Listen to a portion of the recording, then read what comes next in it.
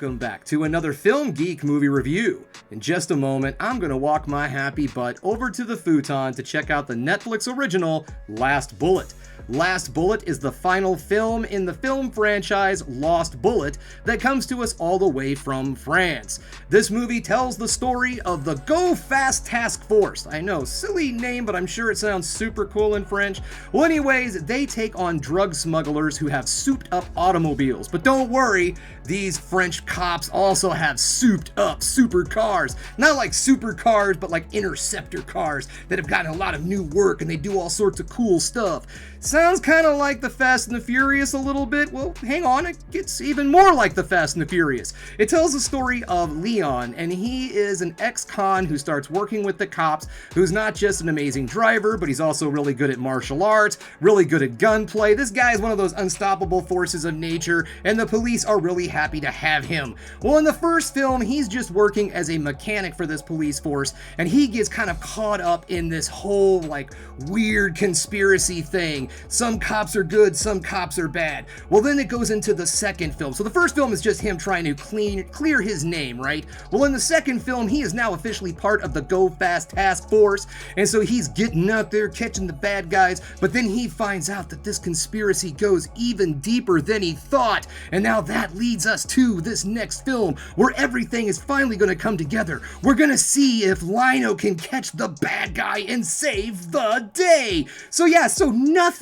like the Fast and the Furious franchise. Well, because they use a lot of practical effects in this movie. There is CGI, but it's a lot of really cool crash, a lot of really amazing stunts, some really cool chase sequences and all done practically. There's some really great cinematography in this series too. And so far, it started off more like a crime caper drama, kind of a thriller-esque type film, kind of low-key with some really good fight sequences. Then in the second movie, they go ham. They go balls to the wall action, lots of explosions, lots of great chase sequences, lots of cool fight sequences. So I'm thinking this third movie is going to go even harder. So you know what? It's enough of me sitting here jibber-jabbering on. My faithful companion Haku is waiting for me patiently over at the futon. So it's enough of me sitting here jibber-jabbering. It is time for me to get over there because I need to check out Last Bullet.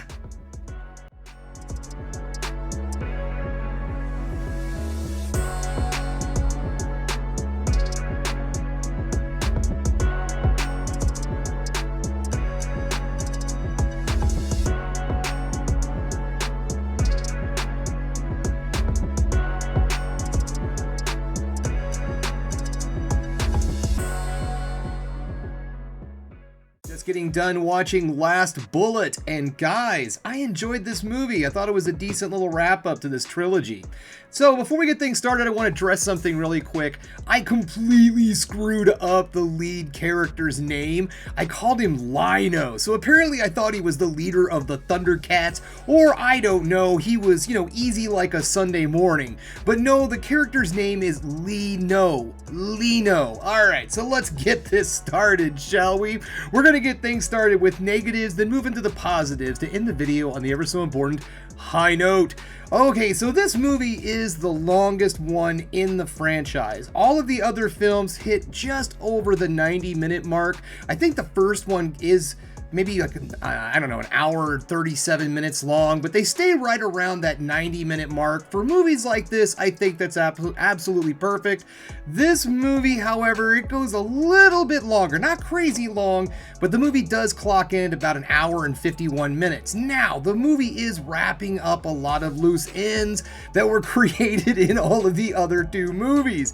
And the other two movies really didn't have anything else to go, like, have to wrap up basically, because all of those movies pretty much end on a cliffhanger. I think the first one kind of could be a standalone movie. It had a pretty satisfying ending, but the second movie definitely leaves you with a, I gotta see the next one cliffhanger kind of ending to the movie.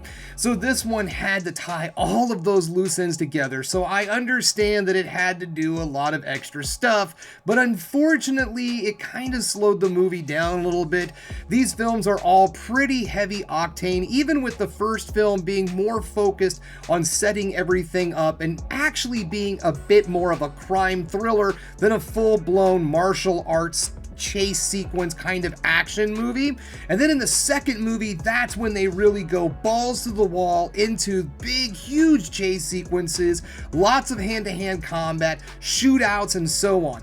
Now, while this one does have all of that action, I do feel because it was trying to tie everything up and give the same level of action as the second film, it made the movie a little bit long in the tooth. And I think that we could have really done something to shave it back down to that close to 90-minute mark like the other two movies, because I did find myself reaching for my old cell phone. I did not 100% pass the cell phone check this time around.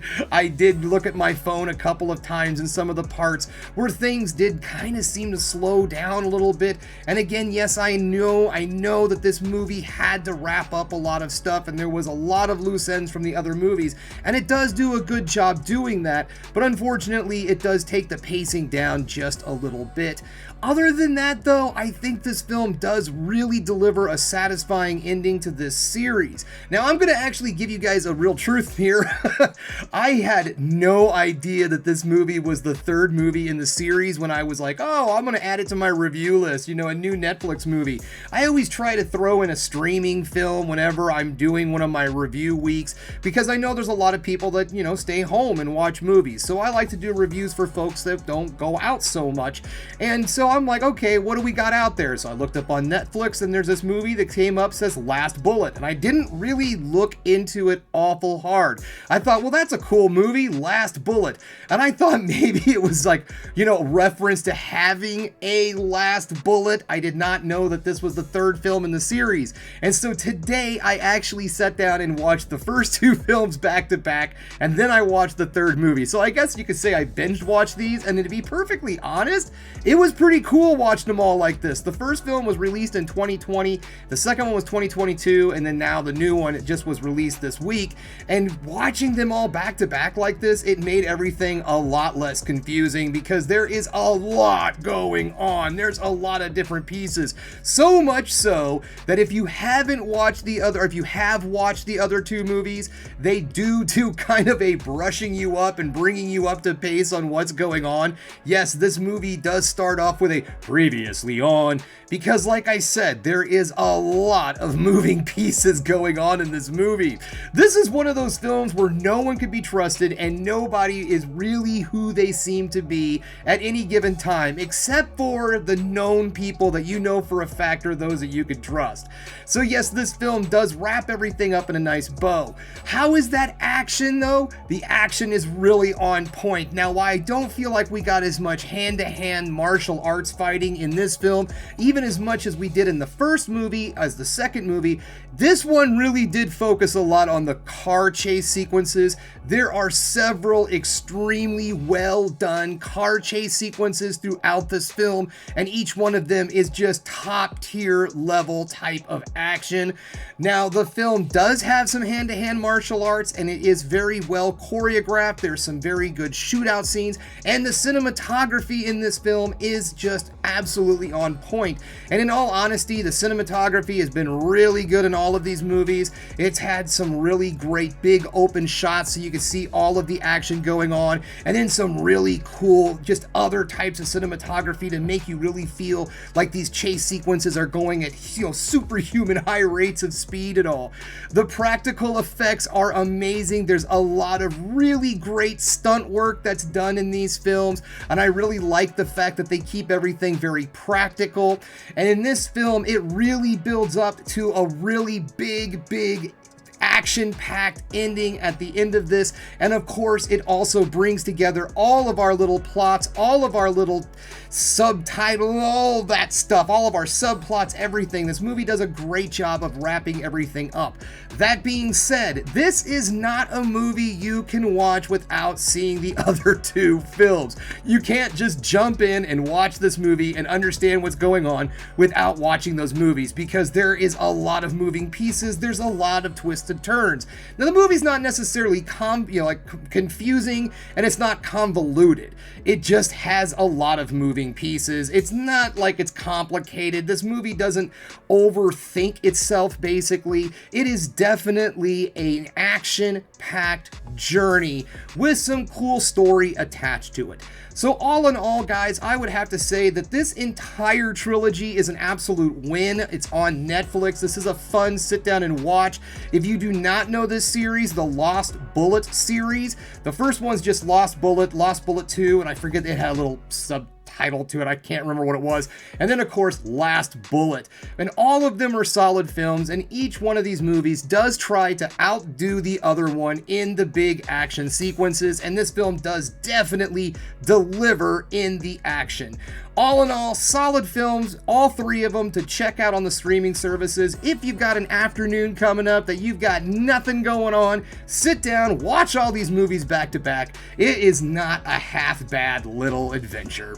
Alright guys, that's all I have for you today. Thanks again for checking out the Film Geek. If you liked what you saw here today, go ahead and subscribe to the channel, ring that bell for notifications, and give me the old thumbs up so I know you like what you're seeing. And if there's one more thing you can do, folks, that is keep watching movies. You know I'm gonna.